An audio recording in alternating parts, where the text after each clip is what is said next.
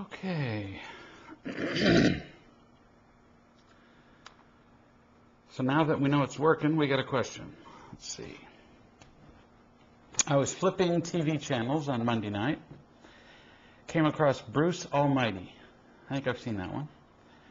Bruce gets the powers of God, but as his new ultimate power goes to his head, his girlfriend leaves him because she can't stand his new arrogant ways. What a surprise. He then discovers that his God power can't get her to love him. God tells him that he gave us freedom of choice. I remember that. In fact, I remember that was Morgan Freeman. He said that is the thing you can't mess with. Freedom of choice. Everyone has the freedom to love, and that even he can't interfere with that choice. Bruce eventually realizes, even though he now knows how to love her, that she can't see that, and there's nothing he can do about that. Feeling comes over him that all he wants now is for her to be happy and for her to find love in her life. I thought, wow, at how this relates to me, my ex-wife, and real love. Finding real love has allowed me to discover how to unconditionally love my ex-wife, but she can't see that. I have carried the expectations that she would see what real love could do for us, and that we could then get back together and live a life that very few couples live, a life progressing with unconditional love. With the real love exposures I've gained, once I saw the above scene in the movie, it just hit me. I've always wanted her to be happy, and I've been the one that has prevented it. So now each day is a little different, because I realize that there's nothing I can do to change her mind, and that I really do want her to be happy. What a cool thing to say. How many people have I injured in my life and wished that I could go back and change the damage I did, the way they see me, the things that I caused, and I can't. Can't do it. All you can do is just learn to be loving right now and be happier. And it turns out that as you do that, you really can make a difference in a lot of people's lives, but not necessarily in the lives of who you want. So you really don't get to mess with the law of choice, ever. And how loving that God doesn't. Because the instant God came down and made somebody do anything, it'd be all over for all of us. How could we learn? How could we grow? I mean, what if I said, so God, make that person over there like me? What if it even sounded good? God, make that person happier. Well, now, so if that person becomes happier without any of the lessons involved in becoming happier, how much longer do you think that person would stay happy? Did you follow this? It'd be like saying, make that person physically fit.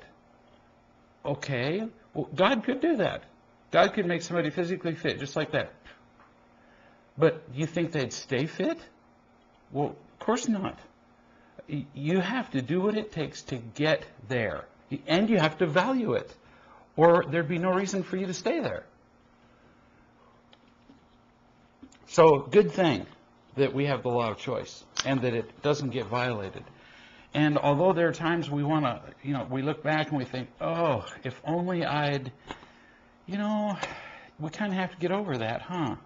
Because the good that comes from what we learned is greater. We have to have faith in this. Is far greater than the damage we did or than the pain we felt.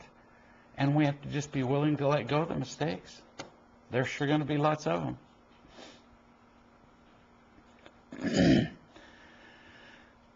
Last week while on vacation, different questioner, with my husband and daughter, I got so angry at my husband that I physically attacked him. This really concerns me because I thought we had come so far and now a setback. He said something and all I heard was that he doesn't love me. I've been making daily calls. How can I prevent this from happening again and deal with the guilt? Okay. In the first place, it's not a setback. So picture this. So you came from a place where you had little to no unconditional love in your life. So picture gaining real love in your life as like becoming physically fit. So say that in your relationship you had the ability, to carry on with the metaphor, to lift, say, 5 pounds. And so practicing real love, you get better and better at loving, and so you get to the place where you can lift 50 pounds. Well, gosh, that's 10 times more, isn't it? That's a lot more. That's very cool. So now, is that better or not? Well, it's a lot better. Then something comes along, who knows? Your husband says just the right thing. You get tired. You don't feel very good. 3 people say something unkind in a row. And it's like right while you're in the middle of lifting 50 pounds, somebody adds 50 pounds, 25 pounds to each end, or in other words, a total of 50 pounds more. So now instead of lifting 50 pounds, you got 100 pounds on the barbell. Well, you're going to drop it. You might even drop it on your foot. You might even drop it on somebody else's foot. Now, is that a setback? Did you become weaker? No, you didn't. What happened was something happened that simply let you know that you can't lift more than 50 pounds. So at some point in the discussion with your husband, something happened where you realized, well, I'll be darned, I'm not loving enough to handle that, by far. So you can sit and feel bad about it, which isn't going to help anybody. You're just going to feel worse. I mean, while you're feeling guilty, do you ever feel loving? You don't. Guilt and loving don't go together. They don't. So waste. You just go to your husband and you say, I was an idiot. I wasn't loving. And I'm going to watch for that. That was my fault. I'm going to watch for that particular pattern and be more aware of it. You're going to tell the truth about it to more people like you just did here. You're going to talk about how you were the unloving one. You were selfish. You were, and okay, and there we are. And the more you're aware of it and the more you feel loved by people here, elsewhere, on the phone, in person, the stronger you'll get. And bit by bit, you can lift 60 pounds and 70. And then eventually, when he does the same thing, you can handle it. But then, you couldn't. So what?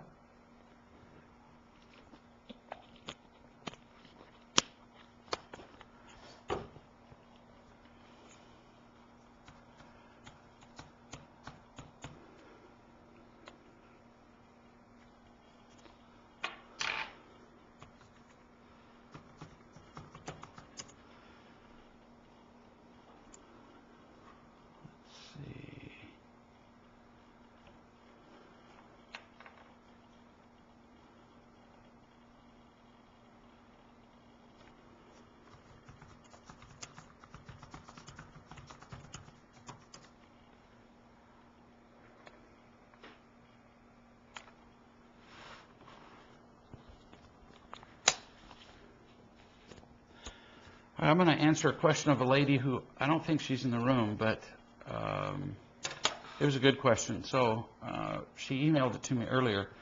She said, I work with a small, tight-knit team of folks that are overworked. Who isn't? We're all close. We share a lot of our personal lives. Now, that isn't necessarily a bad thing. You know, some managers would have you never talk about personal things in an office, but a little of that can be very useful in bringing the people in the office together. She says several members of our team like to stop by my office to visit, you know, tell stories, you know, well, here's what the kids are doing, blah, blah. Problem is that these conversations can go on and eventually really cut into my time and take away from pressing deadlines. And I find it really hard to cut them off. We're all sources of some kind of love for each other. So how do I lovingly interrupt them? Any suggestions?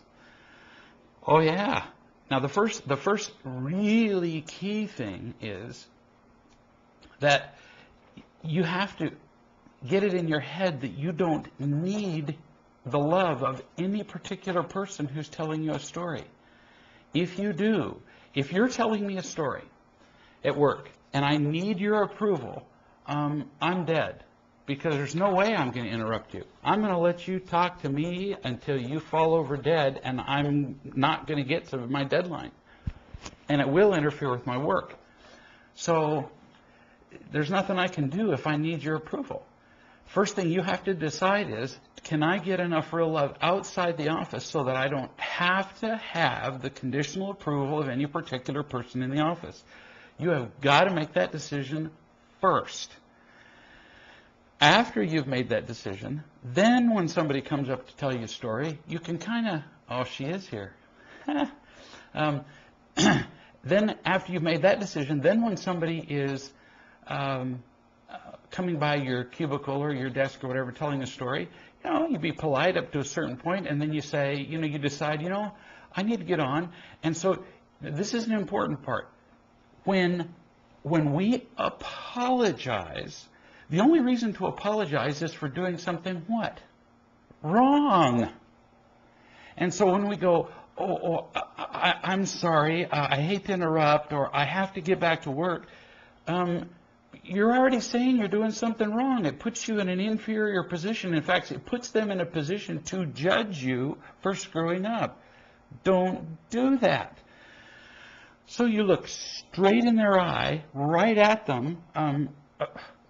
In our family, we do this all the time. We all work together here in the same office. Donna and I do this with each other, and you say to him or her, whoever it is, I really want to hear the rest of this story. Now, that's the important part. You can't just say to people, hey, look, I'm busy. Could you just go stick your head in the toilet?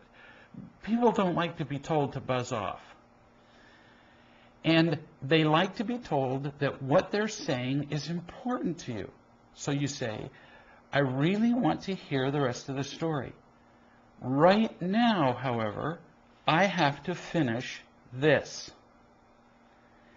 And so, can you tell me the rest of this story at, and then you name a time.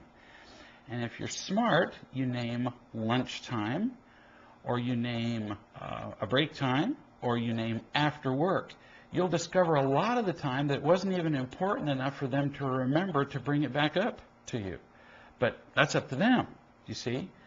So you name, I want to hear it, I'm doing something right now, and can we finish this discussion at 5 o'clock, 5:30, tomorrow, you name the time. But you don't have time to do it right then, and you do not apologize for it. It's very clean. It's very clear. You told them that you care about them. And there are very few people who get offended when you do it in that way. Now, if you work in an office where you can discuss this kind of policy, here's another thing you can do.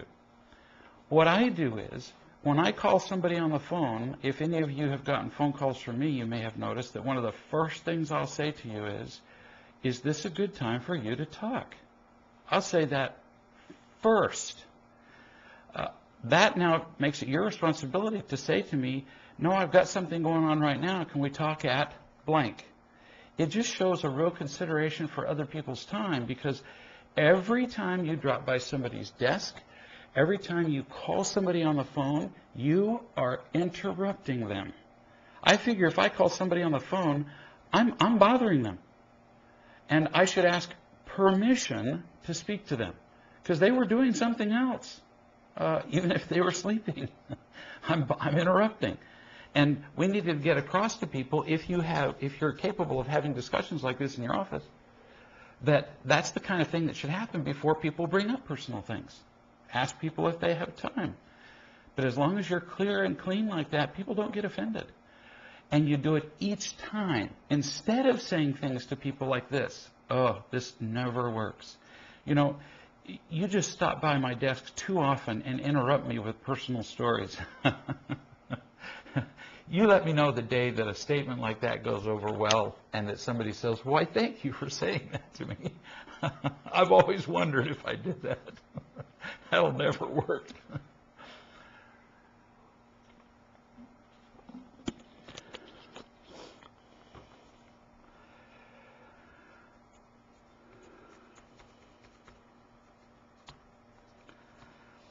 My son Jonathan brought up something to me. He was out in Phoenix, and they were doing like a wise man or wise woman seminar, I believe, that they were doing on their own. And he was doing a little exercise with the group, and one of the exercises that he did was having people break up into twos, I believe, or three small groups. And it was the job of each person in the group within, I think first he did it with 5 minutes. You had 5 minutes to explain to somebody essentially what are the important principles of real love. What, you know, if a friend said to you, what's this real love? How would you answer that question? Because you're going to get asked that question. And if you're not ready with an answer, you'll look stupid. Well, it's hard to explain. If it's hard to explain, you know what that really means. You don't know what it is. So he had people break up into groups, and they would explain what real love is in 5 minutes. And you can do it pretty easily in 5 minutes, especially if you have practice. Then he had them break up into groups, and he had them do it in 2 minutes. It's very useful to practice doing that. And I suggest that you do it. It makes it so that you can distill the principles of real love in your own head, what's really important, and so that you can explain it to a friend just like that. So that when they say to you, well, you know, I'm having real trouble with my boss, son, wife, child, whoever, you can explain real love, poof, in 2 minutes and explain other people's behavior. It's a very useful tool. So I'm just suggesting it to those of you who are listening, because I found it a very useful idea.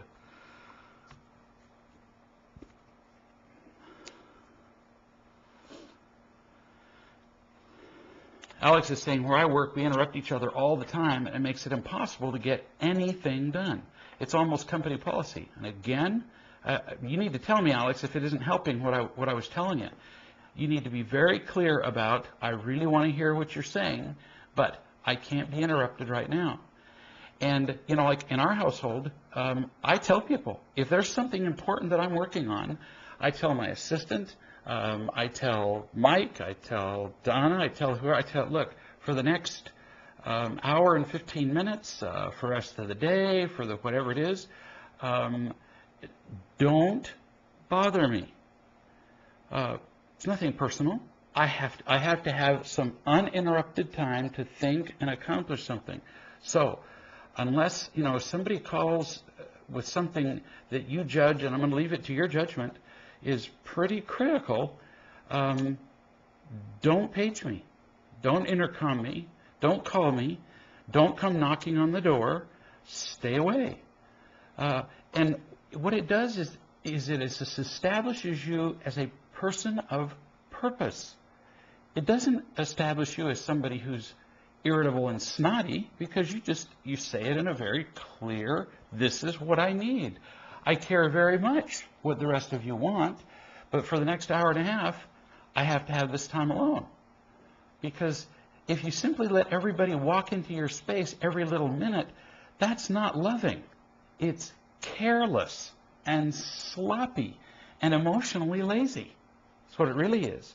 And it shows that you are so insecure in your need for other people's conditional approval, you can't say no. So it's actually unloving. It's really quite the opposite of loving, to let people interrupt us all the time.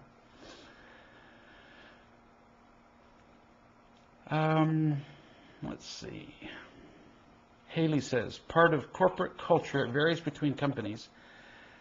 My client's company never arrives on time anywhere for a meeting. They're persistently late.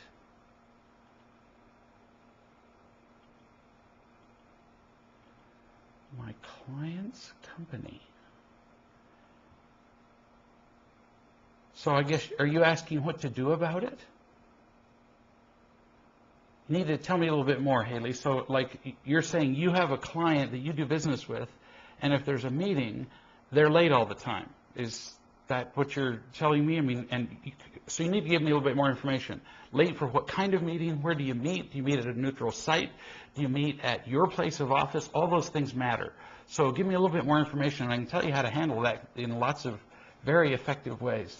I've become something of a master of dealing with people who are late, actually. So she was just making a comment. It's really very lazy on our part that we allow people to be late and then complain about it. Now, you can't make people be on time. You can't do it.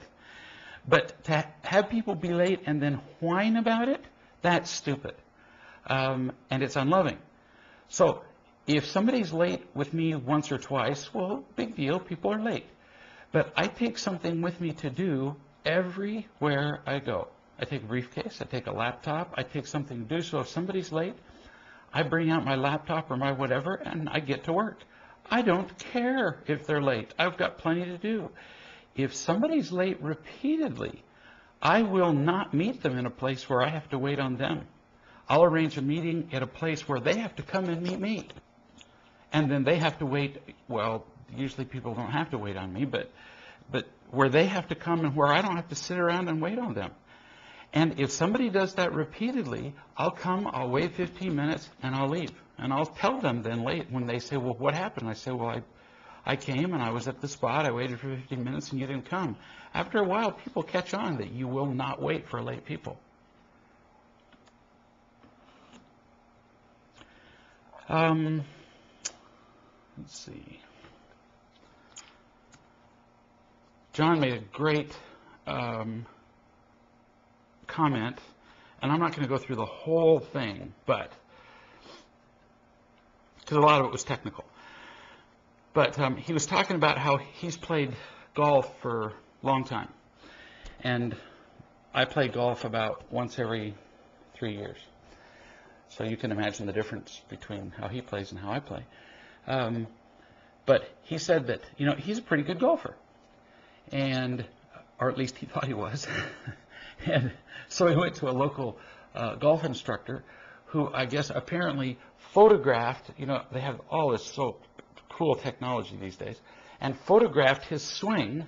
And then what you can do now is digitize it, and you can, I don't know, freeze frame it or, you know, create little angles out of it. There's so many things you can do now. But anyway, he froze frame it so that right before he hit the ball, he could see that he was doing something that was really stupid, and it was making it very hard for him to have a consistently good game. He couldn't believe he was doing it. And so he asked the instructor how he could correct that, and the instructor said, well, if you'll do this. Now, mind you, I'm not a golfer, okay? So I'm making this part up.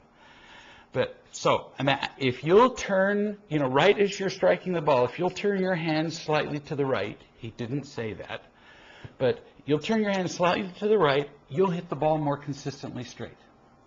And he said, to John, for every time that you do manage to turn your hands to the right as you hit the ball, I'll give you $1,000. And every time that you do it the old way, you give me $1,000. And I'll be a wealthy man.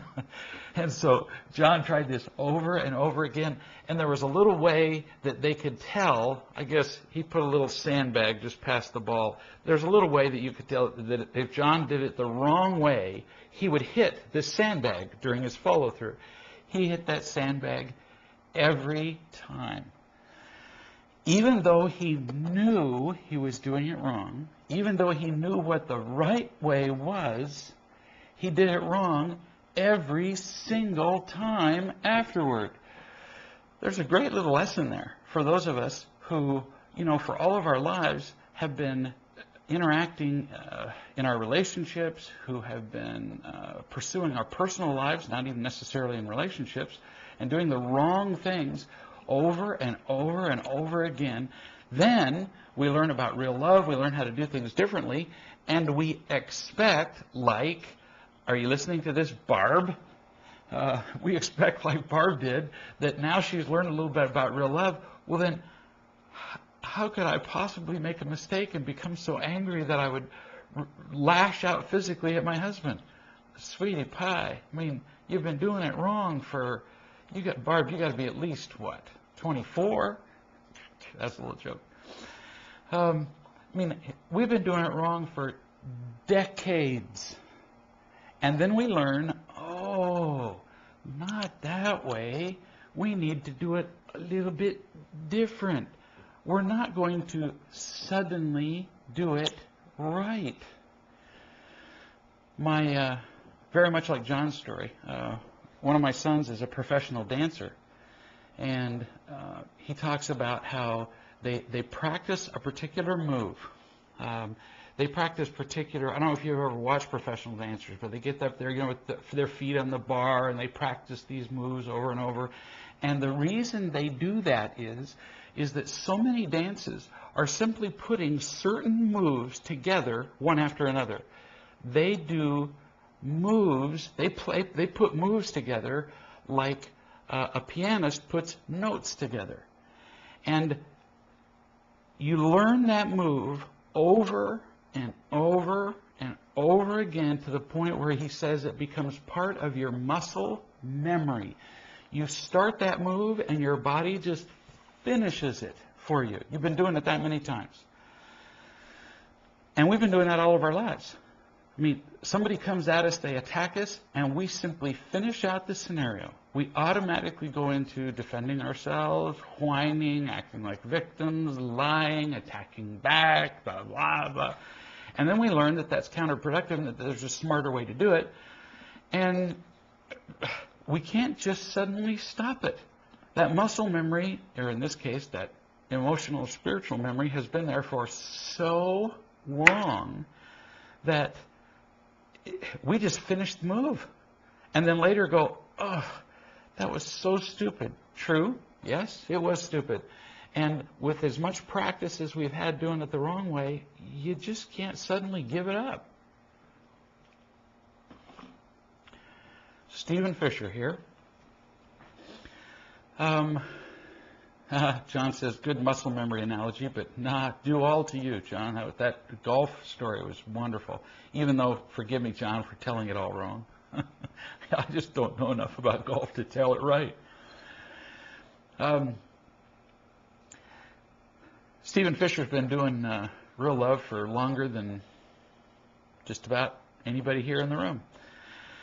He said, I was eating with Terry recently, and I was enjoying the food so much that I started doing something that wouldn't be approved of in any etiquette book. It was clear she wanted me to stop, and it seemed like she was starting to get angry. I thought she could tell I was innocently enjoying myself. Can you comment on this as it relates to the law of choice? So I'm assuming that you were like making a lot of noise, or in some way in the process of eating you were being exuberant. And see, by the law of choice, that's nobody else's business. So now, it partly depends on where you were when you were doing it, but not very much. So let's say that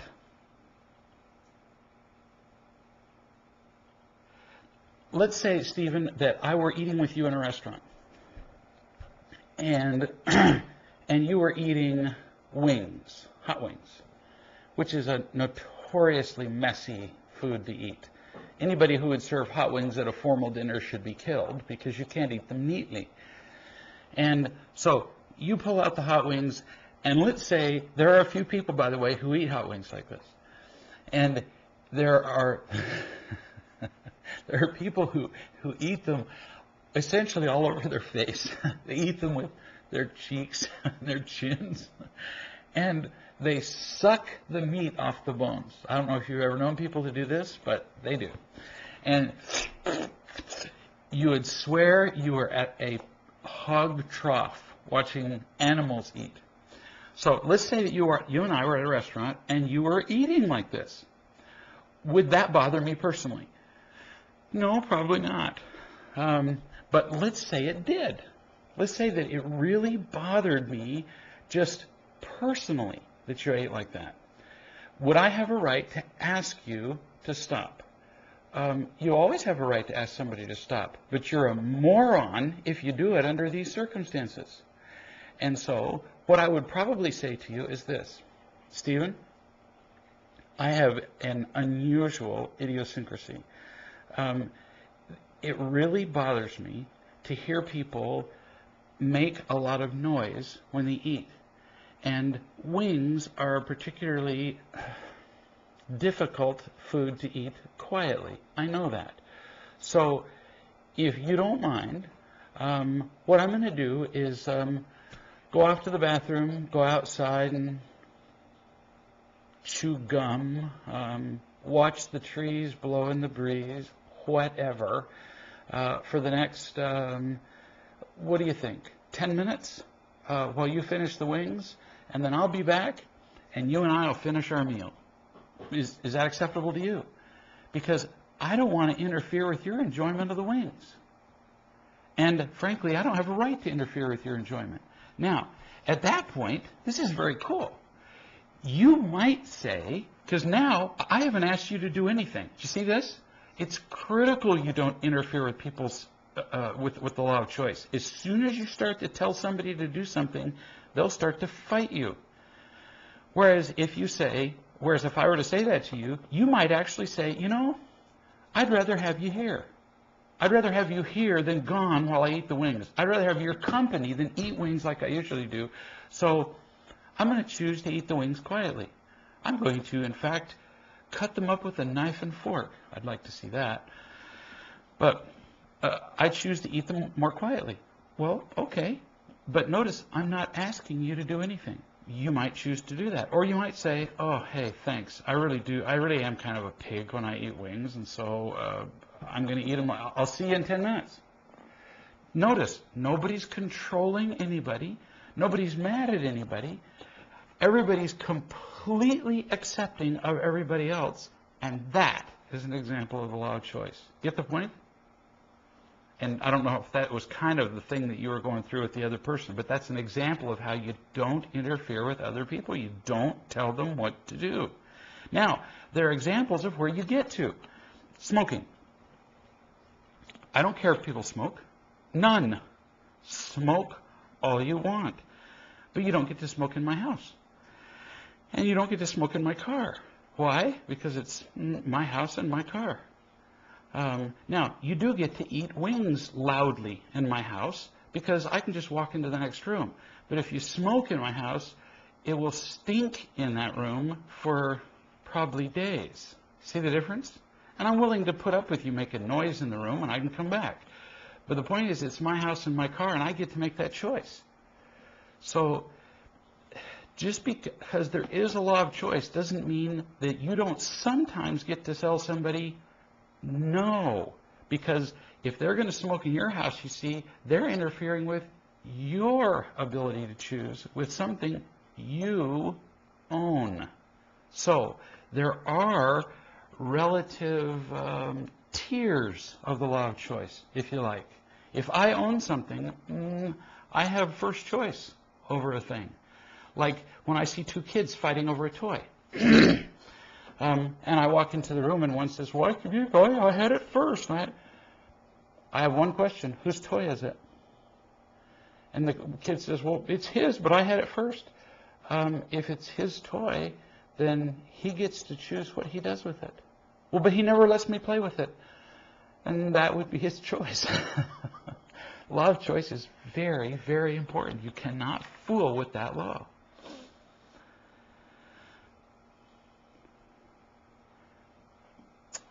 Moses says there are folks from the get-together checking us out. Notice I didn't shave today, didn't comb my hair, so we always get pretty fancy here. And you watched the first module. Well, good for you. Good to have you here. John was talking about sucking the meat off wings as a technique. And once mastered, you can eat them faster. Yes, John, this is true. I know this. But not everybody appreciates the technique.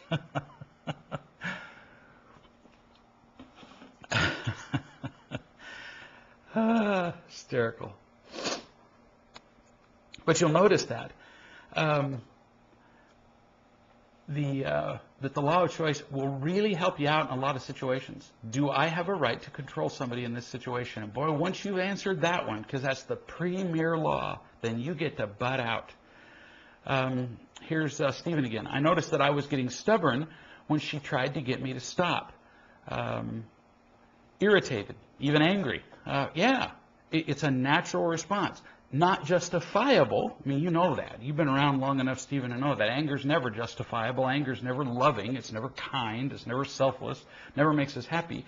But, boy, when we start to get heated, when we're in a discussion with somebody, you watch. One of two things, or both things, has happened. That person has said, I don't love you to us in some way with their behavior. Or they've tried to control us by taking away from us the law of choice, which, by the way, is yet another way to tell us they don't love us. So it's pretty repetitive. When we start to get irritated, we're not feeling loved by the person that we're with, which also is associated with not feeling loved before we got with the person that we're with. And good comment here on Stephen's part. I was expecting her to let go of her expectations. Excellent. That's a good thing to finish. All right, so here's Stephen with this person whose name I've now forgotten, I think Terry. And so Terry is getting annoyed that Stephen is eating like a pig. Okay, I get that. So let's say that Terry then, I was saying that, I was saying what I would do, that I would just say, hey, Stephen, finish your wings, I'll go outside, I'll be back. But what if Terry says to him, Stephen, do you have to eat your wings like that? Stephen, why get mad? Then you just say, I love to eat my wings like this. I just don't enjoy them unless I can make lots of noise. So let's see. We got several choices here. You could go outside while I finish my wings. You could stay here and hate it. So see, notice the choices again. Live with in this case, literally, live with the pig and like it. So you can stay here while I eat like a pig and learn to like it, which is not likely. You can live with the pig and hate it. You can stay here while I eat like a pig and continue to hate it. But why would you want to do that? Because you're not enjoying yourself. You could try to change the pig. That isn't one of the choices. It doesn't count. You don't ever get to do that. Or you can leave the pig. You can go outside while I finish my wings or whatever it is I'm eating and then come back in and we'll finish our discussion. So there's your three choices. Live with it and like it, live with it and hate it, and leave it. It's always down to those three. And you explain those choices to the other person, but with no irritation. And you might even apologize. You might even say, hey, look, I get it that I'm a pig, and I'm sorry that it inconveniences other people, but I have learned to accept myself as a pig. There we go. For example, I don't do it all that often, but sometimes I chew gum. I cannot chew gum quietly. Me. In fact, I don't understand why you would want to chew gum and chew it quietly. Half the purpose of chewing gum is to go and make lots of noise. That just seems to me like that's half the function. So some people don't like that. Well, then, I don't know. Here, I'll give you, you can have half of mine and make half the noise. Get your own piece of gum and go make noise. Wait till I'm done with mine. Or in some cases, if you choose, you could choose to stop making noise because it wasn't all that important to you at the time. But it's all your choice. You don't do it out of a sense of obligation or you'll resent it. And that will detract from the love in your relationship. It really is all about love. It's not about gum, wings, all the other little side issues.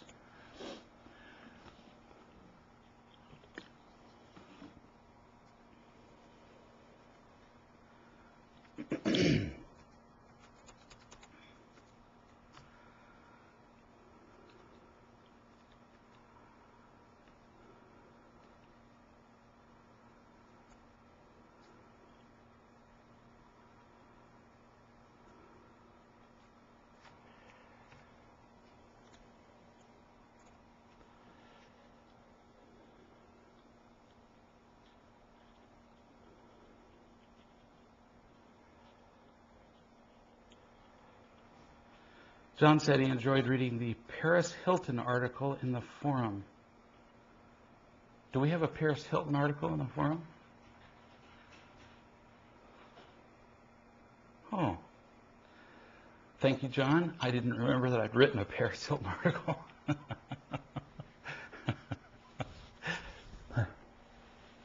I write too many articles. We sure do pay a lot of attention to silly things, don't we? I mean, I watch live television almost none. But goodness sakes, every once in a while I'll turn on live television to look for, I don't know, sports score or whatever.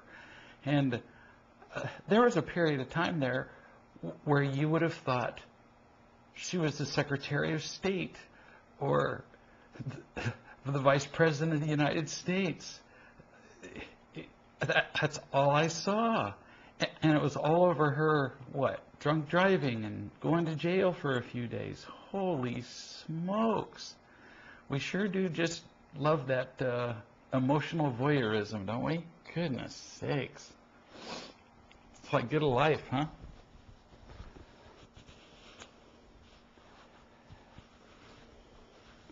But what a terrible position to be in. Imagine being, 20 years old and getting every form of imitation love that you'd ever wanted in your life. Everything you'd ever asked for. All the pleasure, power, sex, money, fame, everything that you'd wanted, and you're 20 years old, and then somebody tells you, no, you can't have something. No wonder these little babies have the little fits that they have. No wonder they throw things at cops and drive drunk, and then they drive without their licenses, and they have no idea what the word no means. And their parents actually think that they're being loving. And I see this kind of behavior on a smaller scale with parents all over the country. These are parents who are ruled by their kids who are 4, no joke. Well, but what can I do when he has a fit? And I say, well, how old is your child? 4. You mean your 4-year-old overpowers you? Yes, really. We have such a need for our children's behavior, for our children's approval, that our fear of their disapproval motivates us to give them everything they want. That's pretty scary. Then they get to school, and I've now had hundreds of conversations with school teachers who say that increasingly these kids have become absolutely impossible.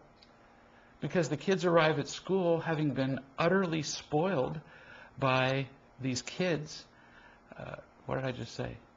These kids arrive at school having been utterly spoiled by their parents, been given everything that they want to, and a teacher dares to say to this child, oh, you can't do that. And the child is like, excuse me? I can do anything I want to do. And then the children use bad language, they act out in class. No, actually, you can't do anything you want to do.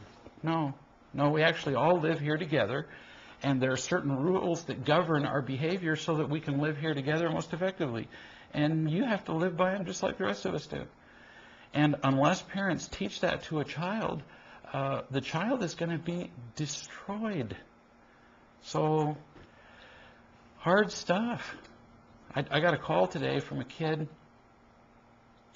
who was calling me from prison, and I had talked to his parents earlier, like a year ago, and the parents would not say no to this kid. The kid could use drugs, the kid could go out and violate curfew, the kid could do anything the kid wanted to do, and I said, you can teach the child the proper rules of living, the right way to, the proper rules of behavior. I said, or society will teach the child. And society won't teach the child gently. So he called me from jail. He wanted to thank me for preparing him for what he was learning in jail. Gosh, because in jail, what he was learning was the things that he'd already heard because he'd partly read the Real Love book. But we think we're doing our kids a favor when we indulge them. We're not. Shane says, this is my first time on the chat. Today was a tough day for me. I was on the bottom of the pool drowning to the point that I needed to talk to somebody immediately. Oh, that's Shane. Spoke with Donna. I don't know how Shane got to a computer. I got to ask him later. Spoke with Donna and honestly felt no better at that time. She pointed out some important facts that I haven't been using at all dealing with real love and the truths of real love. I was so upset I just couldn't have hurt her. When in this state, what is the best action for me to take at that very moment other than making a real love call? As you know, I've been dealing with some major setbacks and a lot of guilt, wanting to learn more on how to change these old patterns of behavior. When you're feeling really bad, there are two things I suggest. When you're just feeling awful, first, you call people until you get somebody who you start to feel loved by. That doesn't just mean you get a hold of somebody, until you get a hold of somebody that you really feel cared for, that you start to feel some peace around. And the other thing to remember is that no matter how bad you feel, this isn't going to last forever. That has helped me a lot of times. It's not going to keep going. So it's at those moments when we feel really bad that we do things like go off and get drunk, we go off and find drugs, we go off. Hang on, it's not going to be this bad tomorrow. But make phone calls. Make calls until you find somebody who just understands that you feel terrible. And just knowing that somebody knows that and is willing to just spend time with you on the phone, the idea isn't that they understand you. The idea isn't that they can put words to it. The idea is that they're there with you and care about you. They love you. And if you can feel that, that just really makes a big difference. That's what you're looking for. Then you have to acknowledge that some days are so awful, nothing works. That just doesn't. We got to live with those days and then wait till tomorrow. No joke. There's some days you just feel so terrible and you're sure everything's going to be so awful, and no matter what anybody says, it doesn't help. You wait till tomorrow. There are some days that I haven't been able to help it. There are some days that there are some people I can't say anything right to. And I know that. You hope that tomorrow will be better. John says, I see parenting as permissive versus controlling love. No kidding. I came from controlling love and always looked down on permissive love. Real love gives me unconditional love with responsibility. It's an amazing way to live and to raise a child. Yes.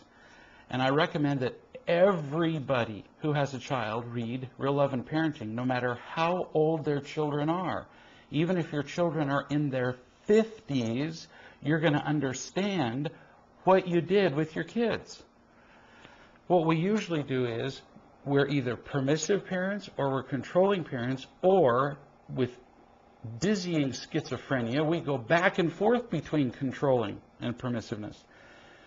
We try to look for the medium between controlling and permissiveness, and it turns out that there isn't one. Who knew?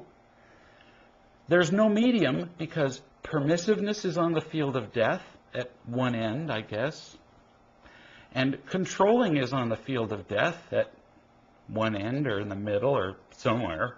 On the field of death, is there an end? I don't know.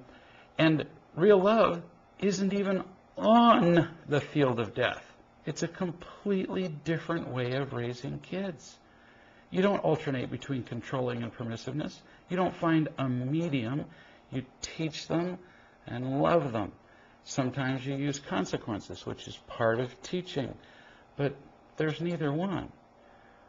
You look at the antics of Paris Hilton, and holy smokes, pretty obvious which way she was raised, huh? And most parents just go nuts trying to figure out which of those two is right. And no wonder they go crazy, since neither one of them is. At one point, I went through, was it 20? I think it was the top 20 selling parenting books at the time. And and this was back when I was writing the parenting book.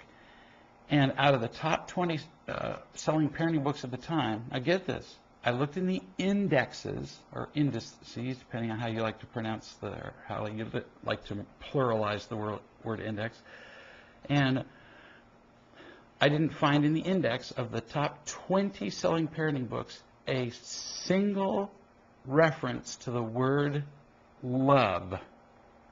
Now, potty training and how to explain homosexuality to your child, how to talk about the death sentence to your child, not kidding, capital punishment, all kinds of bizarre little things to explain to your children, and it didn't explain how love comes into parenting. Love's only like everything in parenting. It affects every word we say. It should affect every expression we make with our faces, every stance with our posture, everything. And I emphasize again that it is not a medium between controlling and permissiveness. It's an entirely different way to parent. It's on the field of life. Pretty fun, too. It's real hoot. Parents who have applied real love in parenting have said, "Wow, what a much easier way to raise a kid."